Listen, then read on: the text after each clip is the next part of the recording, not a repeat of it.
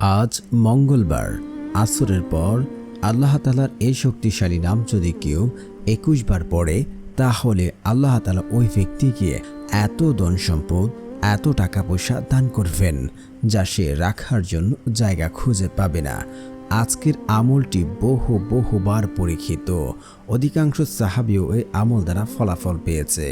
যদি আপনারা আমল দ্বারা ফলাফল পেতে চান, আপনাদের অবস্থান পরিবর্তন করতে চান, তাহলে ভিডিওতে বলা প্রত্যেকটা পয়েন্ট প্রত্যেকটা নিয়ম মেনে যদি আমল করতে পারেন, আল্লাহর কসম করে বলতে পারি আপনাদের চাওয়া পাওয়া পূর্ণ হবে এবং আল্লাহ তাআলার কাছে যা চাইবেন তাই পাবেন। আপনার সংসারের অভাব অনটন দারিদ্রতা বিপদ আপদ সব কিছু দূর হয়ে যাবে। আপনার মনের যে কোনো নেক আশা আল্লাহ তাআলা কবুল করে নেবেন।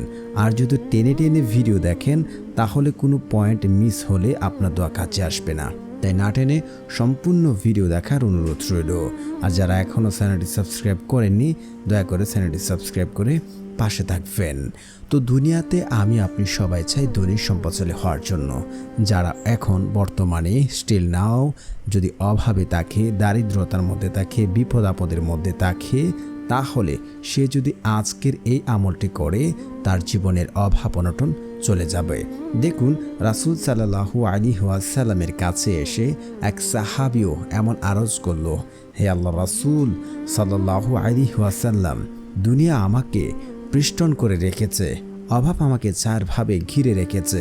রাসূল সাল্লাল্লাহু আলাইহি ওয়াসাল্লাম ইরশাদ করলেন, তোমার কি ওই তাসবিহ স্মরণ নেই যে তাসবিহ ফেরেশতা এবং মাখলুকদের যার বরকতে রুজি প্রদান করা হয়, যা সুবহে সাদেক পর্যন্ত আল্লাহ সুবহানাহু তাআলা ওই ব্যক্তিদের জীবনের অভাব অনটন দূর করে দেন। যে ব্যক্তি সূর্য অস্তের আগে যদি এই আমলটি করে বা এই তাসবিহগুলি পড়ে, তখন রাসূল সাল্লাল্লাহু আলাইহি ওয়াসাল্লাম ওই সাহাবীকে এই তাসবিহগুলো শিখিয়ে দেন।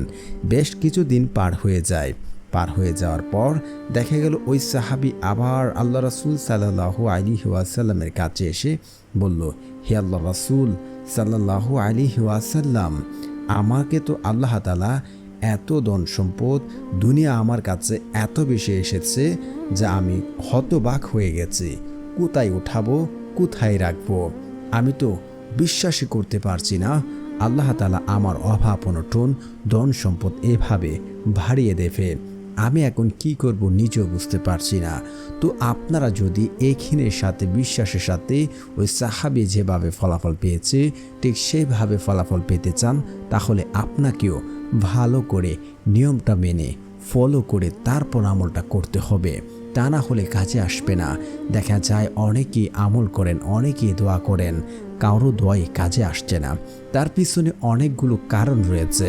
তো আপনারা আস্তে আস্তে সে কারণগুলো জানতে পারবেন, কেন দোয়া কবুল হয় না এবং আমরা কি সঠিক পদ্ধতিতে আল্লাহ তাআলার কাছে চাচ্ছি, যার কারণে আমাদের চাওয়া পাওয়া আল্লাহ তাআলা পূরণ করছেন না, তা আপনি আজকে জানব। তো আল্লাহ রাব্বুল আলামিন কিন্তু পবিত্র কুরআনে বলে রেখেছেন, উদউনি আস্তাজিব লাকুম, তোমরা আমাকে ডাকো আমি তোমাদের ডাকে সাড়া দেব। আল্লাহ রাসূল সাল্লাল্লাহু আলাইহি ওয়াসাল্লাম বলেন, যখন কোনো বান্দা আল্লাহ তাআলার কাছে দুহাত তুলেন, তখন আল্লাহ তাআলা ওই সকল বান্দার হাতকে খালি হাতে ফেরত দিতে লজ্জাবোধ করেন। আল্লাহ সুবহানাহু তাআলা তার বান্দাদেরকে কখনোই খালি হাতে ফেরত দেন না। আর আল্লাহ তাআলা পবিত্র কোরআনের আরেকটি আয়াতে বলেন যে, তোমরা আমার কাছে দোয়া করো আমি তোমাদের দোয়া কবুল করব। আর যে ব্যক্তি অহংকার বশত আল্লাহ তাআলার ইবাদত থেকে মুখ ফিরিয়ে নিল, সে অচিরে লাঞ্ছিত অবস্থায় জাহান্নামে প্রবেশ করবে। কারণ আল্লাহ তাআলার কাছে চাইতে হবে আমাকে আপনাকে। দুনিয়ার সমস্ত রিজিকের মালিক, দুনিয়ার সমস্ত ধন সম্পদের মালিক কেবল আল্লাহ সুবহানাহু তাআলা। তিনি চাইলে যাকে ইচ্ছা তাকে অটল ধন সম্পদ দান করতে পারেন, আবার যাকে ইচ্ছা তাকে অভাব অনটনে ফেলে পরীক্ষা করতে পারেন। আর আল্লাহ তাআলার কাছে আমরা যদি সঠিকভাবে সঠিক নিয়মে সঠিক পদ্ধতিতে চাই, আল্লাহ তাআলা আমাদের চাওয়া পাওয়া পূর্ণ করবেন। কারণ এমনটাই বলেছেন, আল্লাহ তাআলা কখনো না করতে জানেন না। কি লাগবে, কার কি প্রয়োজন, আল্লাহ তাআলা তাকে তা দান করবেন। তো দেখুন, আপনারা যদি তিরমিজি শরীফের হাদিস রয়েছে, হাদিস নাম্বার 2139 নম্বর হাদিস, বান্দার ভাগ্য বা ওই ব্যক্তির ভাগ্য ততক্ষণ পর্যন্ত আল্লাহ রাব্বুল আলামিন পরিবর্তন করবেন না যতক্ষণ পর্যন্ত দোয়াই পারে তার ভান্দার ভাগ্য পরিবর্তন করতে পারে, তাকে দোয়া করতে হবে। আর কোরআনের একটি আয়াত আছে যে ওই ব্যক্তি বা ওই বান্দার বা ওই গোষ্ঠীর ততক্ষণ পর্যন্ত তাদের ভাগ্যের চাকা পরিবর্তন হবে না যতক্ষণ না পর্যন্ত তারা নিজের চেষ্টা না করে। চেষ্টা করতে হবে। তো বন্ধুরা, আমরা এখন আমলটি করার সঠিক নিয়ম জানবো। তারপরে হচ্ছে আমরা জেনে নেব কেন দোয়া কবুল হচ্ছে না, কেন আমল দ্বারা অনেকেই ফলাফল পাচ্ছে না। তো এখন আমরা নিয়মটা জানবো। নিয়ম হচ্ছে আপনাকে সর্বপ্রথম উত্তম রূপে উজু করে নিতে হবে। ভালোভাবে উজু করবেন। যেখানেই থাকেন, রাস্তায় থাকেন, অফিসে থাকেন, আপনি ব্যবসার ক্ষেত্রে রয়েছেন বা আপনি বেকার অবস্থায় কোনো নীরব জায়গায় রয়েছেন, আপনি আসরের পর বা যে কোনো সময় আপনি আসরের পর যে কোনো সময় আপনি উত্তম রূপে উজু করে একটি জায়গায় বসে আপনি ইস্তেগফার পড়বেন। আস্তাগফিরুল্লাহ, আস্তাগফিরুল্লাহ, আস্তাগফিরুল্লাহ। কেন ইস্তেগফার পড়বেন? ইস্তেগফার পড়ার বহু ফজিলত। যে ব্যক্তি বেশি বেশি ইস্তেগফার পড়বে, আল্লাহ সুবহানাহু তাআলা ওই ব্যক্তির জীবনের যাবতীয় অভাব অনটন, দারিদ্রতা, বিপদ আপদ, জীবনের সমস্ত কিছু আল্লাহ তাআলা বিপদ আপদ দূর করে দেবেন। এবং ওই সকল ব্যক্তিকে এমন সকল জায়গা থেকে, এমন সকল উৎস থেকে রিজিকের ব্যবস্থা করবেন যা সে কোনোদিন কল্পনা করেনি এবং সে চিন্তাও করেনি। তো অবশ্যই আপনাকে ভালোভাবে 100 বার ইস্তেগফার পড়বেন। আবার আস্তাগফিরুল্লাহ, আস্তাগফিরুল্লাহ পড়বেন না। তারপর হচ্ছে আপনার এই জিকিরগুলো পড়ে নেবেন।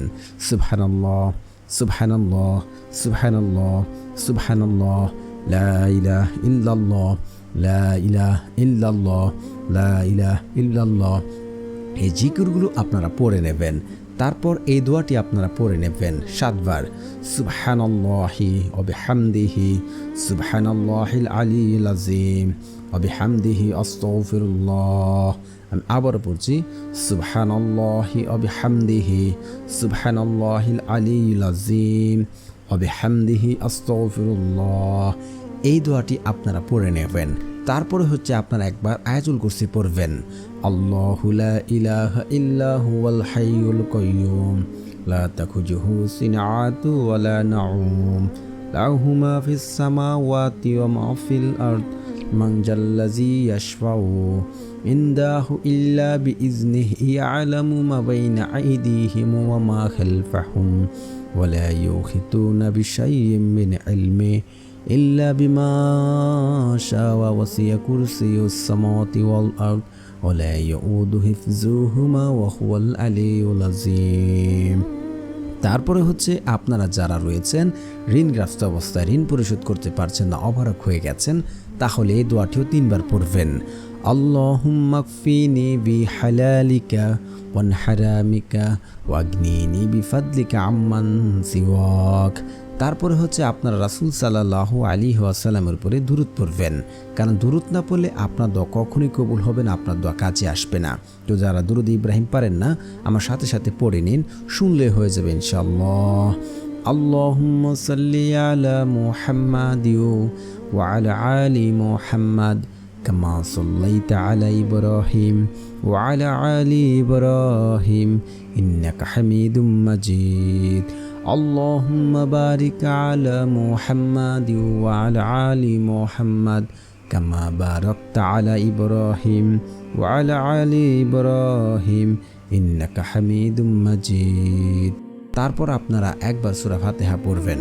বিসমিল্লাহির রহমানির রহিম আলহামদুলিল্লাহি রাব্বিল আলামিন আর রহমানির রহিম মালিকি ইয়াউমিদ্দিন ইয়্যাকা না'বুদু ওয়া ইয়্যাকা নাস্তাঈন ইহদিনাস সিরাতাল মুস্তাকিম সিরাতাল লাযীনা আন'আমতা আলাইহিম গায়রিল মাগদুবি আলাইহিম ওয়ালাদ-দাল্লিন আমিন।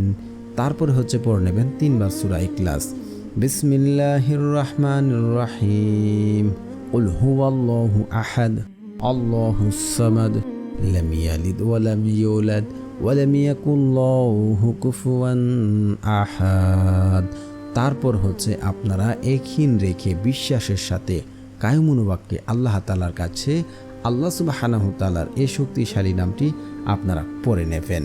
আল্লাহ সুবহানাহু তাআলা সেই শক্তিশালী নামটি পড়ার পর আল্লাহ তাআলার কাছে দোয়া করবেন। তো আল্লাহ তাআলা সেই শক্তিশালী নামটি হচ্ছে, তো প্রিয় বন্ধুরা, যারা এই চ্যানেলটি সাবস্ক্রাইব করেননি চ্যানেলটি সাবস্ক্রাইব করবেন, ইনশাল্লাহ আপনাদের মনের আশা পূর্ণ হবে। কারণ যাদের মন ভালো তারা অন্যদেরকে সহযোগিতা করেন, আল্লাহ তাআলা তাদের মনের আশাগুলো পূর্ণ করে দেন। আল্লাহ সুবহানাহু তাআলা সেই শক্তিশালী নামটি হচ্ছে আল আলিয়্যু, আল আলিয়্যু, আল আলিয়্যু। যে ব্যক্তি এ নাম সর্বদা পাঠ করবে এবং লিখে নিচের কাছে রাখবে, তার সম্মান, সচ্ছলতা, সফলতা, সৌভাগ্য অর্জন করবে ইনশাআল্লাহ। তারপর আপনারা একিনের সাথে কায়মুনুফাককে কান্নাকাটি করে যদি নিজে শিওর হতে পারেন আমার দোয়া আল্লাহ তাআলা শুনছেন, আমার দোয়া কবুল হবে, নিজে শিওর হতে পারেন, আল্লাহর কসম করে বলছি আপনার দোয়া কবুল হবে। কারণ একটি হাদিস এমন আছে, বান্দা আল্লাহর প্রতি যেমন ধারণা রাখেন আল্লাহ ঠিক তার সাথে তেমন আচরণ করে থাকেন। অবশ্যই আপনারা এখানে এবং বিশ্বাস রেখে আমল করবেন।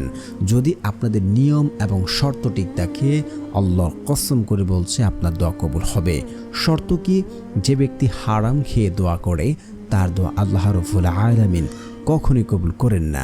কারণ হারাম দ্বারা গঠিত শরীর জান্নাতে প্রবেশ করবে না। তো আপনার হারাম খেয়ে যারা দোয়া করেন তাদের দোয়া কখনই কাজে আসবে না। যারা বলেন দোয়া করছি কাজে আসছে না, দেখুন এই সমস্যা রয়েছে কিনা। তারপর হচ্ছে আমল করে তাড়াহুড়া, আমল করলাম কেন ফলাফল পাচ্ছি না, এমন কথাবার্তা বললে তার দোয়া কবুল হবে না। তৃতীয় নাম্বার, পিতামাতার অবাধ্য সন্তানের দোয়া কবুল করা হবে না। 4 নাম্বার হচ্ছে আত্মীয় সম্পর্ক চিহ্নিতকারী ব্যক্তির দোয়া কবুল করা হবে না। মানে আত্মীয় সম্পর্ক রাখতে চান না, এমন দোয়া করলে ওই ব্যক্তির দোয়া কবুল করা হবে না। তো এই শর্ত এবং নিয়ম মেনে যদি দোয়া করেন আল্লাহর কসম করে বলছে আপনার দোয়া কবুল হবে। তো প্রিয় বন্ধুরা, যারা আমলটি করছেন অবশ্যই একটি লাইক এবং কমেন্টে সকলে লিখবেন আমিন, আমিন, সুম্মা আমিন।